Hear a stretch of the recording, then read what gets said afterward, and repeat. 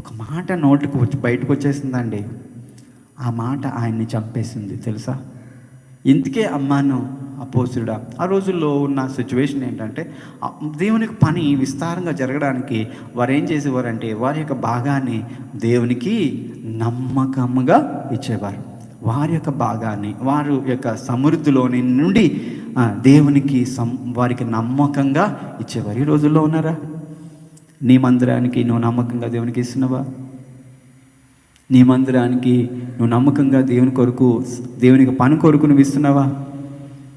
ఏదో పని చేయించాలి, దాని ద్వారా నా పేరు పొందాలి, నా పేరు ఉండాలి అని నువ్వు కాదు. ప్లీజ్, ఆన్లైన్లో ఉన్న మా ప్రియ క్రైస్తవ బిడ్డలారా, నువ్వు నమ్మకంగా దేవునికి ఇచ్చినప్పుడు, when you give secret to God, ఎవరికి కనపడకుండా నీ దేవునికే తెలిసినట్టుగా నువ్వు ఇచ్చినప్పుడు, in secret he will bless you.